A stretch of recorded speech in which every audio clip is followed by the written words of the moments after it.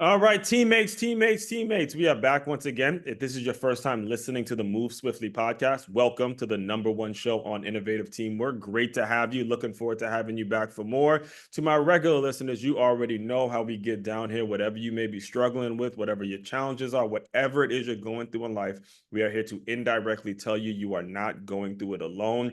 And you guys know when you hit the play button, something great is getting ready to happen to you for you. And I'm actually going to be kind of in your seat because I have been very open and honest with you guys about how horrible I am in social media. I mean, just absolutely horrific when it comes to getting stuff consistently put out there and figuring things out. And when it gets there is going to be a point where I'm going to try to hire that position out. And I guess, today's going to be like me kind of getting a tutorial on how to really manage social media. It's Miss Tessa Marr, who is about to give us all a master class on what exactly we need to be using it for, how we need to be using it, all that stuff. So all that being said, Tessa, welcome to the show.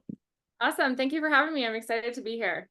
My pleasure. My pleasure. Now, I know I mentioned social media in the intro, but I do want to give you the opportunity as well, because I'm assuming that you came up in a time that social media was not a thing. It was not something that actually existed, not, putting anything on your age or anything like that. But I was gonna say, should I be offended by that? No, yeah, I'm that just I was trying to say that very carefully, but that's fine. the point of me bringing that up is because I want to give you the chance to speak on your background a little bit. And I'm always fascinated with people that have mastered the social media game because it wasn't a thing. When I was growing up, there were the big computers. You had to, put an Ethernet cord in, and all this stuff. Yeah, Like all dial up. chatting was not a thing. So it's obvious that you've been able to adapt in some way and learn how to use it. So speak on your background a little bit, kind of how you grew up and some of the lessons that you learned.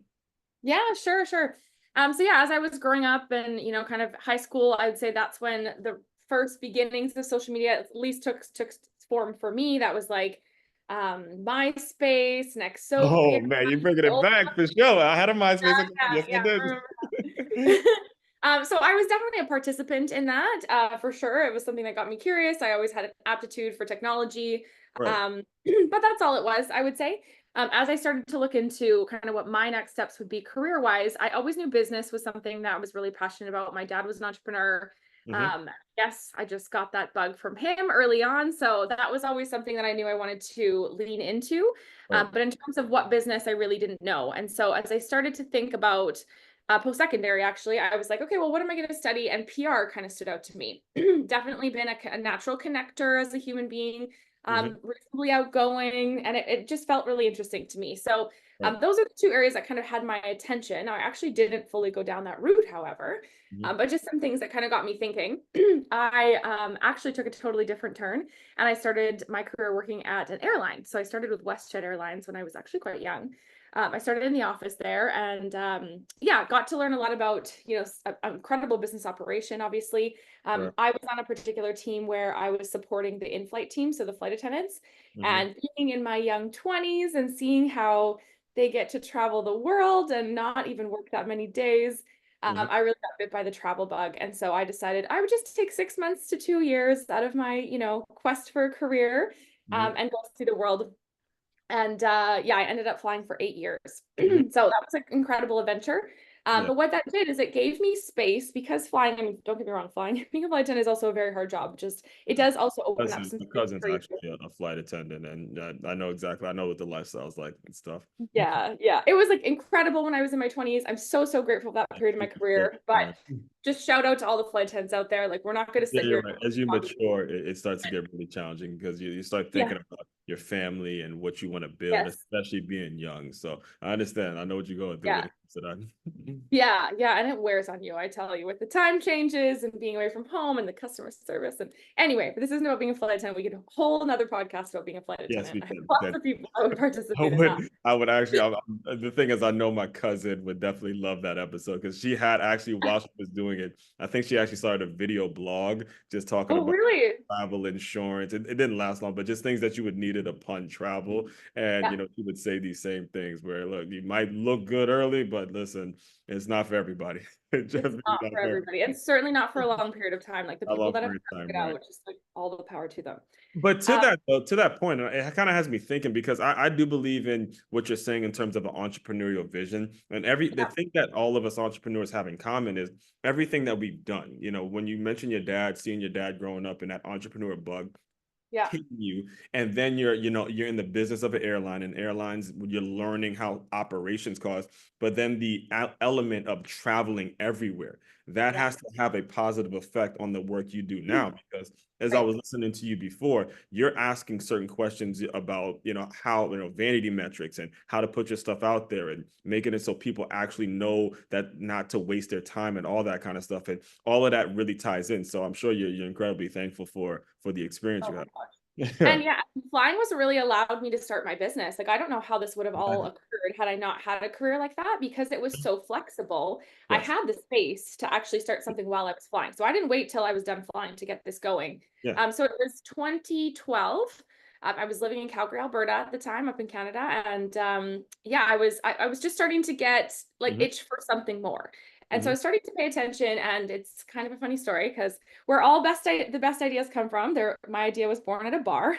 It was a Saturday morning. I Oh, was, I'm glad you. Yes. All right. So I gotta tell the story now. This book I wrote was started at a bar. So I'm a boxing trainer, oh right? my God. While I was feeling like you, very stuck in kind of this boxing training gym, and there was Yeah. a basketball guy that sat right next to me. He goes, "Hey, what's the best way for a basketball player to train as a boxer?" And I have it right here in the book. The jab step. You take a jab step, you throw a jab, and a whole book comes out of that. It's that Oh my one gosh. question. So it's at a bar, we're drinking, we're throwing it back, talking sports, and I'm like, man, that's a good point. So Yeah. I get your point. I'm glad you brought that up. Yeah. I love it. I love it. I always say that in my orientation. I'm like, so you get an idea of the kind of culture that we have here. This is Yes. really Yes. so yeah, Saturday morning I was mildly hungover, won't Hmm. lie, in my 20s. And back then I had the capacity, I suppose, to go out multiple nights in a weeknight or a weekend, I should say. So I was sitting there with my girlfriend having a Caesar, and we were trying to decide where to go that night. And Hmm. so at that point in time in 2012, Nenshi was mayor in Calgary, and he Hmm. was a really active participant on Twitter, now X, obviously. Yeah. Nowadays, that's not uncommon at all. Like nowadays, we know Twitter next to be actually like very political, but at the time that was very new.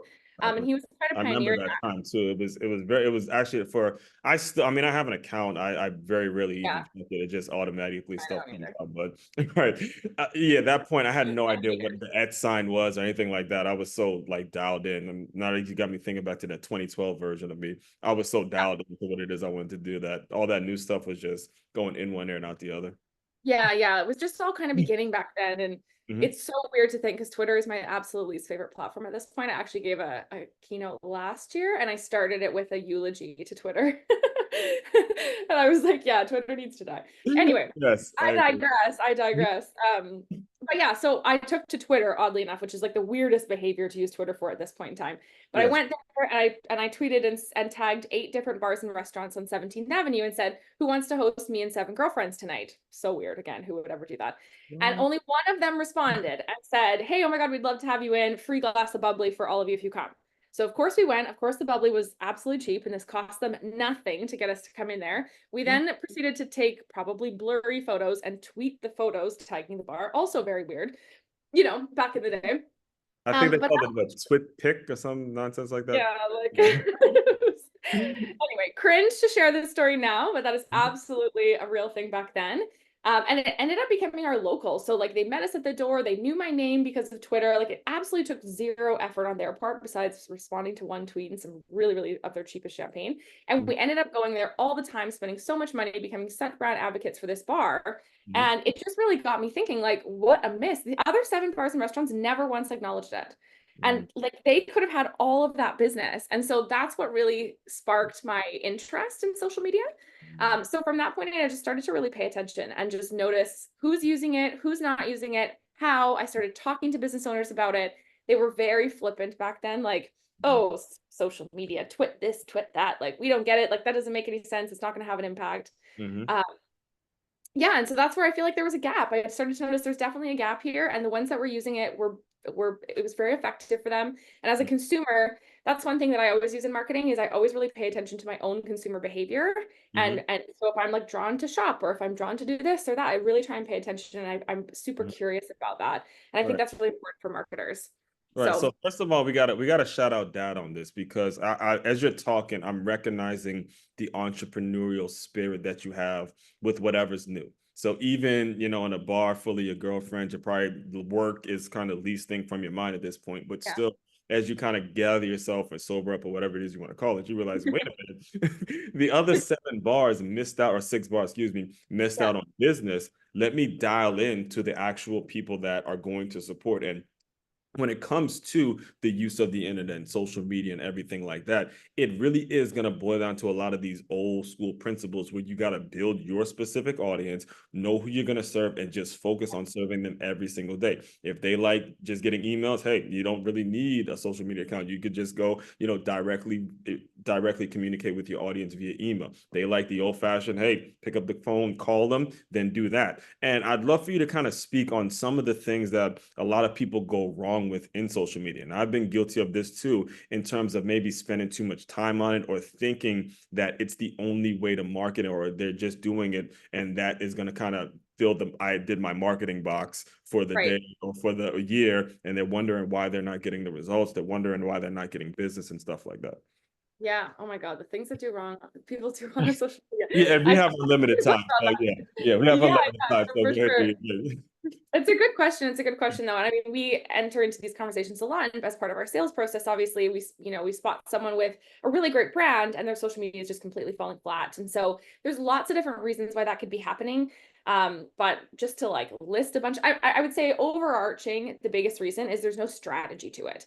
I think social media gets a really, really bad reputation for being like likes and follows and memes and trending content. And it Mhm. is that too, that does matter. But if it's just that in a silo, then it's kind of meaningless, you know? And I think that's where like executives are like, social media, oh my God, like what impact does that have? Right. So it's really important. And our team always pushes, anytime we work with a new client, we always spend a considerable amount of time in strategy, not Mhm. just us building a social media strategy, but first understanding what their overall marketing strategy is. Because Okay. again, if I'm just building something that's like, this will get you a lot of engagement, Yeah. awesome. Yeah. That's exciting. So what does that mean for the company? You know, like Exactly. if you're not learning from if you're not building something that plugs into the overall picture, then you can't make an impact. So I think that's the biggest like Yeah, way to sum it up. no, the thing is, I'm glad you mentioned that. And I want to make sure I kind of redefine the question as well, because Sure. there's a lot of business owners that tune into this show. And like me, again, they're focused on the revenue generating, they're focused on the things that Yeah. are on social media, making sure you're just doing what you have to do to build a foundation for your company, make sure people are happy within your staff. So when we're talking strategy, where do you kind of start when it comes to people who come to you and say, hey, Right. I need this, I need that? How do you make it so they're pinpointing a certain strategy, or making it so, I mean, have you ever actually had to turn people away and say, hey, look, you don't have a strategy, you need to build one, then come find me? Because if I take your money and you don't have a strategy, it's ultimately going to affect me in the wrong, because you're going to spread bad words and stuff like that. So kind of dive into that a little bit. Sure. Yeah. Yeah. And we definitely do. I try not to turn people away, but I might send them to another resource. Yeah. We have a lot of Because that's partners your that are really, reputation. Yeah, that's your company. It's yeah, your baby, man. for sure. Bullshit. Like, hey, come on, man. Yeah, and social media is not cheap. Like, let me just call a Right. spade a spade here. Yeah. Again, I think that's something I've seen change over the years. I Mhm. remember my very first, not to digress too far, but my trying to get into this, I offered this business, small business, to Mhm. do their social media for free for 3 months, just to kind of like be able to test my own skills. And at the end, I pitched them and I was like, okay, I'm going to charge you $250 a month to handle your social media. And they turned me down. They were like, it's too much money. I Oh, mean, we are charging way more than that now, I but I am sure they're regretting that decision now. well, I'm 1,000%. sure I would have raised their prices by now Yeah, too. exactly. To get that for 250 is a steal, folks. I'm just telling Yeah, you right now. That's everybody has to adapt to it. And it's again, true. if you're like me, you want to get to a point where you can just have enough money and pay someone to do it, so you can just focus on Totally. what you do great. So Totally. Which I love. And I mean, and again, it is expensive, but it's also important to invest the right amount for the amount of revenue that you're making too. So I also don't want to bring, yeah, work with a client who's they're just not at a level right now where it makes sense for them to use an agency. There's lots of other great resources they could use that fit into where they're at. yes. So it's like this chicken before the egg kind of a thing. But Hmm. anyway, to get to your story, yeah, or your question, sorry, when people come to us, what are the key things we look for in a strategy? First of all, we're looking for them to understand their marketing funnel, and their brand. Those are kind of the two key things that I really need to see from a client to know that we can work with them. Mm. And thirdly, I would say that they have like the patience and trust in this to happen. Social media does not happen overnight. And I was literally on a client call yesterday and we were talking about our first quarter KPIs and our goals. And they were like, these are low. We're not stoked about these. And I was like, yes, I understand. And if a year from now we're having the same conversation, like that's a different story, but it does take time. Mm-hmm. So that's what I'm looking for in a client. I think the biggest thing with, again, being able to build a social media strategy that actually fits in is understanding your funnel. So Mm-hmm. what is the customer journey that people are taking before they actually make a purchase with you? How long is that customer journey? Yes. Where are your people hanging out? To your point earlier, like maybe it's actually not social media. Yeah. That's rare these days, but it's possible. It's for sure possible. Because Right. not only do they need to be hanging out there, but they need to be exuding the particular behavior that you need them to on that platform so that it makes sense, right? Mhm. Um, so for some brands, if your sales cycle is it's unrealistic for people to purchase off an ad on a social media platform. You need to know that and don't go into investing in social media with the expectation of conversions. However, that doesn't mean you That's just impossible. expect Mhm. likes and follows. Like that's not good enough, but likes and follows then translate to what? And so how are you building strategies for content that help to nurture the audience, educate them on product, track your click-throughs, track your ads, like try and figure out how you're making it to conversion, even if it's not happening on social media. Yeah. Versus, you might have other brands where it's absolutely likely based on the price point, based on the audience behavior for them to convert on social media. And in that case, you want to behave totally differently. Maybe Right. you're a personal brand and like there's Mm. no world in which they're going to sell on social media, but you're trying to build thought leadership and clout. Your strategy is going to look really different there too. And Right. something that happens a lot there, and I would say not even just personal brands, but Mm-hmm. another big mistake I see people making is they really, really focus on the sale for social media. And Right. they sell and they're like, no, I'm not selling. I'm just telling a great story. And then I like have a really strong call to action at the end that Mhm. basically tells them to sell. And Exactly. that has a place, that absolutely has a place in social media. People are, it's a delicate way to put this. People are lazy. They need to be told what to do. There's No, you're so many right. One thousand distractions we percent. have. 1,000%. 1,000%. Yeah. I So you think do you want those calls to actions. Yeah, so you mentioned something that I think it's very important that you really dive deeper into, because I myself didn't actually learn this till after COVID, and I had so many things going on that I went and I hired a coach because of his system. But when you're talking about funnels, all right, can you really detail what you mean when you say funnels? Because this was something that I personally had to learn when I saw another content creator that was doing similar work. First of all, shout out to Dre Baldwin. He runs a company called Work on Your Game, and he had me buy I think it was like a $10 book, and then offer the low ticket coaching, and then the high ticket coaching, and then working with people all the way up. He jumped on this podcast as well. So I've been through a funnel, and then I've Yeah, been able to create one on my own. So can you kind of speak on that a little bit? for sure. Yeah.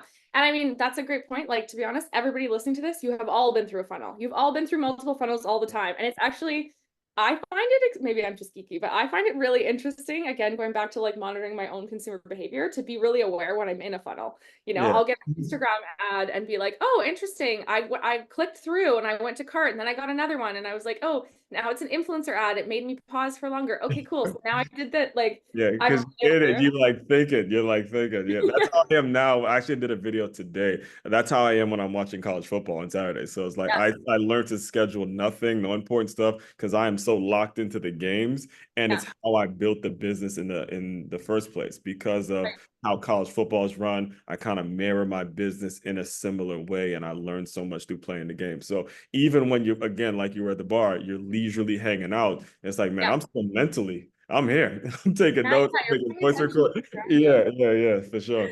Yeah, for sure. And I think that's the best way to learn. Like, I don't have a degree in social media. That still to this day doesn't exist. So I think with social media, you can't just wake up and be an expert. You have to be really willing to like pay attention, learn, test, try, play. Like it's fun, but it is relentless, I will say.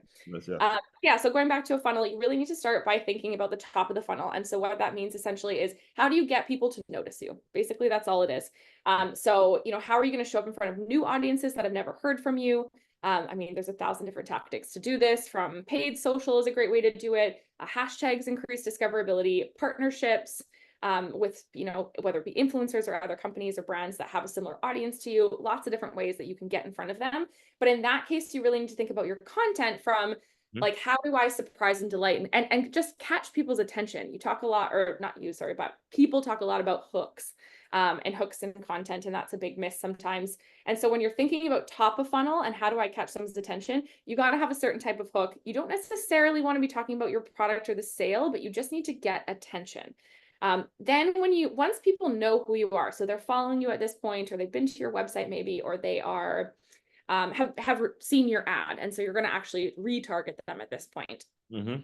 Way or another, you need to start thinking about how to get them to really build trust with your brand and start to understand better who you are. I mean, you can think about it as dating, even. You walk into a bar, back to the bar analogy, you walk into the bar, you need to catch Oh, yeah, people's it's all very relatable. All very relatable. right? Then you start the conversation and you need to be like, here's who I am. You got to be interesting. You got to be sly. You got to be funny. Exactly. All those things. And that's when you really start to talk about who you are, your product or service, whatever that might be, educate them, get them to trust you and be ready to buy from you. And then once they're in your funnel have demonstrated enough behavior, again, every customer journey is going to be different. It could be if you're selling a $25 product, it's probably a lot shorter of a customer funnel than if you're selling a $5,000 course. Like it's just going to take longer for them to trust you to spend that type of money or that type of money.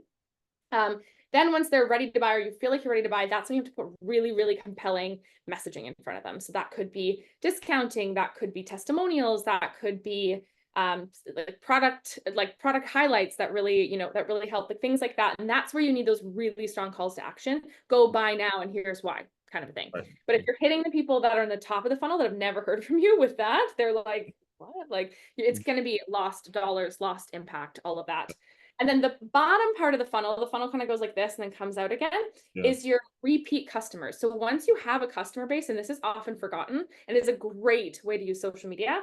Once you have your customer base, how do you maintain and nurture a relationship with them? They're the most likely to buy from you again. They're your like biggest advocates if they're happy with the product, and they are going to feel so seen and connected to your brand if after they buy from you, you maintain connection with them. They post a story, you reshare it.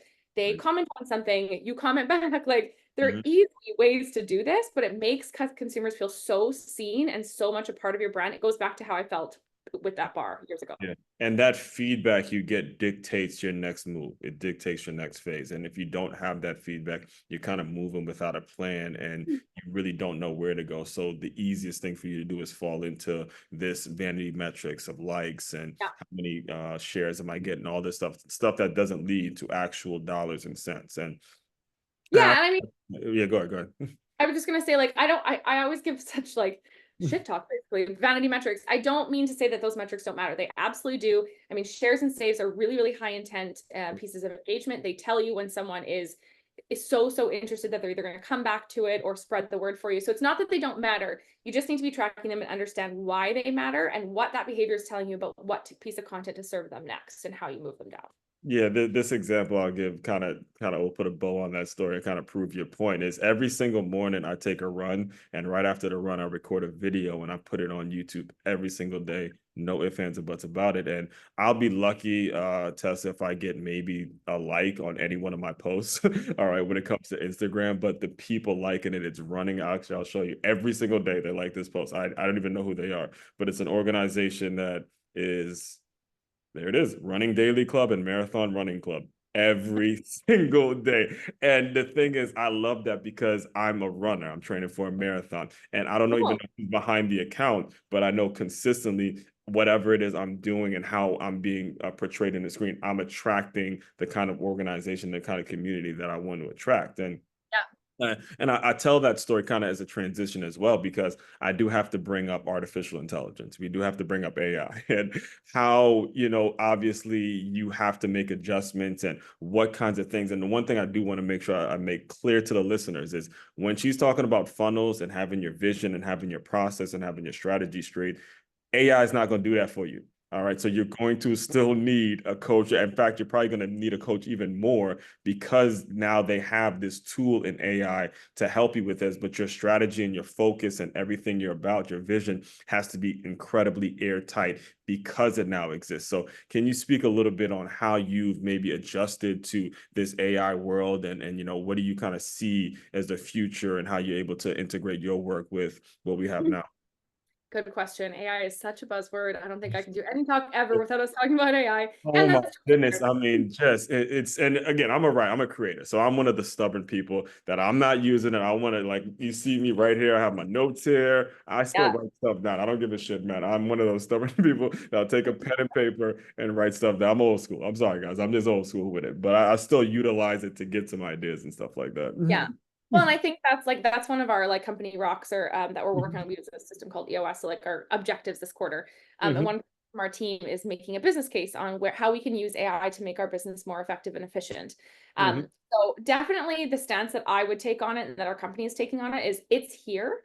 So let's make sure that we A, understand it, and B, find ways to utilize it effectively. Mm-hmm. I think I've seen, at the beginnings of AI, and even now we're still in the beginnings of AI. Like there's lots of Yeah. Yeah. even a year ago, we were talking about using AI for image generation, and we would play with it and try it, and you'd have this weird hand, and like it was just Yeah. clearly a mess. We're like, no, no, no. As an agency, we can never put that out. Right. However, the other day, I looked at a strategy that my team was presenting, and I was like, oh, I love all these images. Where did you get them? They're like AI generated. And I was like, oh my goodness. So I That's definitely encourage my team to don't be afraid of it. Like always play, always try. Things are changing. Mhm. And yeah, ultimately, like that's what we're competing against. And so other agencies are using it. We have to be considering it. There's a tool that we're looking at right now that will take your product and build product videos out of AI that look beautiful. We haven't tested it yet, so I can't shout it out yet. But Yeah. things like that might allow us to do our job so much more effectively, but we have to test them first. So I'm definitely not afraid of it. I think in the very beginnings, maybe a year or two ago, the conversation was like, is social media management going to be obsolete because you can pay AI to write all your captions and do all those things? Mhm.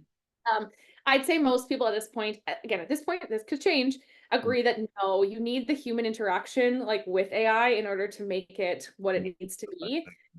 We can definitely tell immediately, like, again, I'm not opposed to using AI for idea generation and to help with captions or to help with writing. The other day, completely unrelated to social media, but a girl from my team was telling me that she just got diagnosed with something. And so she asked AI to build her nutrition plan, and it built her an entire nutrition plan. And I was like, Yep. wow, I never would have thought that. So I think it's just a good reminder to us all to, don't shy away from it and try things with it, but just don't blindly go to AI with absolutely everything.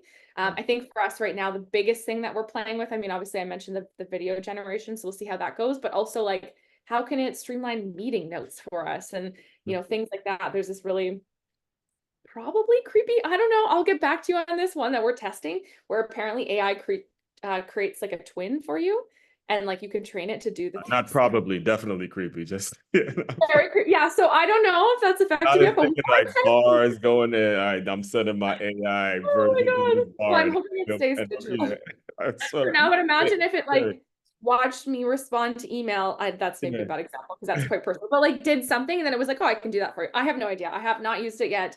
But anyway, so yeah, I'm like definitely feel a little bit sketchy about it. But again, if this is here in the world and if this can make us more efficient and effective and spend more time on the things that we as a human absolutely need to spend Yes. like business strategy, social media strategy, like those things, then maybe it's okay. So again, I'm open to it at this point, but I haven't found it like locked and loaded. Yes, Uh, hence the reason why you're gonna have to again consult with people that have been in this world if you want to adapt the right way. And I don't know if it's actually gotten mentioned yet, and I want to make sure we get this recorded. Is how did you actually start the agency? What were the right. when was it started and stuff like that? So good. Yeah. I've kind of like jumped all over that a little bit, but so I mentioned the idea, where the idea came from. Then I was like, okay, this is a gap for sure. That's my entrepreneurial spirit, I guess. I see a gap in the market. I want to learn to fill it. Mhm. So yeah, there's no degree in social media in 2012. Still is not a degree in social media today. So I needed to start playing with it essentially and teaching myself. So Right. that's where I went to that small business and started doing social media for them. I also started a Twitter account back in the day. Yeah. I'd recently gone gluten free. So I started a Twitter account called Gluten Free Calgary, and I was just trying to build a community to share resources. Um, it kind of somewhat accidentally became a 30,000 person community that like required a bit of a business model and took a lot of my time. Yeah. It was amazing, but I ended up selling it 3 years later because I was like, I did not have a financial plan for this. Like, this is not what I meant to do. That's cool though, But because you have to build community. That's actually, I think totally, it got said that Snapchat was offered, though Facebook offered Snapchat a couple $1 billion to create that story element. yeah, And obviously they can create story or Instagram, I think it was. They can create stories on their own, but they wanted that list that Snapchat had to build right, out the community. So yeah, building yeah. community is kind of at the core of all these Totally. stories, of all the success stories. And that's a great example of where followers and engagement, those somewhat can be called vanity metrics, do Exactly. matter. Because if you actually have the captive attention of those many people, you can then sell them something. Exactly. So anyway, so I did that. then it was 2014, and someone approached me and asked me to do their social media for like a fairly large B2B company. And I was like, oh, imposter syndrome. No, I don't really know. Like, they offered me money for it. And I was Right. like, man, I don't really know if I have the wherewithal to do that quite yet. And they challenged me on that. And so someone I knew personally, obviously. And so I flew myself to a conference in Victoria and attended the conference and just was like, I'm just going to see how I feel in a world of social media marketers, totally social media focused conference. And Mhm. I came out of it being like, yeah, you know what? I held my own here. I knew, like, of course, there's always more to learn. I certainly didn't know everything, but I knew like maybe 80% of what was talked about. So I was Oh, like, okay, I've got the confidence. I signed the contract. I started my business June 30th, 2014. So we just wow. celebrated 10 years. There you And go. All right. yeah, I know it's 10-year crazy. anniversary, right? Yeah, thank you. That was exciting to celebrate. So yeah, that's how it all came to be. I updated my LinkedIn, another social media plug. Mm, So on like July 1st or whatever it was, and then quickly got a message from someone I knew through Gluten Free Calgary, mm, who worked, like, she was head of communications for a very, very large, like 18,000 person company in mm, Canada, United States. She reached out and said, oh my God, if you're doing this professionally, I want to hire you for the company I work for. Can you mm. fly out to Calgary? I had moved to Vancouver at that point and Yeah. pitch the VP. And I was like, yeah, sure. So jumped on a plane, flew out, pitched this VP, like, Yeah. way, absolutely not enough money, but I mean, maybe appropriate for who I was at that stage. Yeah, yeah, And, because it was still kind of new position. It's sort of at that time. It was something that businesses were finally coming around to and say, look, we got to hire someone to do this. yeah, yeah, for sure. So yeah, he agreed on the spot, which is a sign that you price too low generally, but fine, that felt really good in my infancy. And then Mm, on the spot as well, he said to me, also, like, we have a bunch of executives, and I feel like the story would be propelled better. Oh, sorry, be propelled better if they That's right. My participated. thing always comes on the, I don't know how you got I the. yeah, it would do better if they participated in social media. Do you agree? And I was like, yes, absolutely. And he said, okay, do you offer an executive coaching program? And I Mm, was like, absolutely. He's like, what does it cost? And I said, $1,000 for up to 10 executives. And he was like, up and great, we'll down. buy that too. And Yeah. I was like, great. And so I boarded the plane, sat down, opened my laptop, and was like, Word document, executive pro coaching program, module one. There Totally we sold go. those One ideas. more shout out to Dad, that entrepreneur. That's your daughter being that entrepreneur. Go ahead, girl. I like it. That's what you got to do Yeah, sometimes. You fake it till you make it. yeah, yeah. So the thing is too, when the point I want to really want to make clear to our listeners is it actually started with you going to a conference, and it is actually very important that you guys actually spend the money to be in the room somewhere. All right. And like I kind of alluded to at the beginning, just posting stuff, putting stuff on social media and then hiding behind the screen and all that, that's not going to Yeah. get them. Get in front of folks, figure out what the energy is, ask the questions. I'm quite sure when you went to that conference, you realize, hey, this is very possible for me to do it. So let's Yeah. go ahead and take that offer. So that's a very important thing too. And the reason I'm bringing that up is because I want to now, like, what would you say is the next phase? Like, do you see the company having events on their own? Like, how do you build this thing out in the next, 10, 15? What's like your vision? Yeah, good question. Mhm. We go into our strategic planning in 2 weeks, so I can let you know more details then. But yeah, I mean, I think for Or what? us, like, pardon? No, I'm saying whatever you're able to share now. Go ahead. Yeah. No, of course, of course. And we've got our vision and traction organizer very documented. So we're well aware of the direction that we want to go. And our biggest goal is to be a digital first marketing agency where all employees participate in profit share. So something that's really, really important to me is I don't want to do this alone. I love my team. They're incredible. At this point, they're so much smarter than me. Like, I sometimes come to these and I'm like, they should really be talking. Like, they know all the nitty gritty so much more than I do. Yes. And that's been the best learning for me as a business owner. It's been the hardest part is people management, but also the most rewarding part for sure when I look back at these 10 years. Is the people I've been able to do this with when you're in the trenches or when you're soaring high and it's truly up and down. Mhm. So I really want an organization where everyone participates in the success. So we're always looking for ways to do that. Mhm. Um, and growth, like our purpose, our core purpose at Marr Media Group is meaningful growth with great people. Mhm. So that means, not growth at all costs. We're certainly not looking to skyrocket and then, just to make money. It's Right. got to be bigger than that and got to be really thoughtful. Right. And great people. I want to have fun doing it. We are not saving lives here. We're the social team. It is supposed to be fun. Yeah. Uh, we spend 40 hours a week ish working together. Like, you should be having a good time at least Gotta 80% of the be. time. Please, So for the sake of humanity, please make sure you're having a good time. It's kind of funny. I have to bring this up because I have family in Canada, from Canada, and when you said pardon, it's like there we go. She's Canadian. She's Canadian. It brought it out of you. So, all Yeah. that being said, though, can you just tell people how they can get in touch if they want to reach out, if they want to work with you? You know, go ahead and put all that stuff out there now. Yeah, for sure, for sure. So our website is marrmediagroup.com. So you can go check us out there and check out our service offerings. We have two primary service offerings, full outsourced social media management, and then we have a new program that we only launched about 6 to 9 months ago, but it's going really well, called the Social Accelerator Program. So that's for anybody who wants to execute themselves, whether they have their own team or they're going to do it themselves, but Mhm. needs the strategic guidance and the coaching. So that's pretty cool. So those are a few ways to learn more about the company. For me personally, I love to connect. LinkedIn and Instagram are the two places that I hang out most. So I think the only Tessa Marr out there really. When you search me, you can usually find me. Right. But at Tessa Marr is my LinkedIn and my Instagram. So happy to connect with anybody who wants to chat social, business, or travel, whatever the case may be. Yes, and all of that will be included in the show notes as well. So, Tessa, the final thing I do to close out all the shows is I want you to use your imagination a little bit. You are back to being a flight attendant. You are traveling from Canada, you're in the States, then you go from the States to Europe, then you go from Europe to you're in that life. Pretend that that version of Tessa has officially come into the Zoom room. Give her some words of encouragement, and we will officially close. Ooh, good question. I would say don't wait until you feel ready. You're never going to feel ready for any next step. And when you think you've got there, there's another mountain to climb. So don't wait until you feel ready.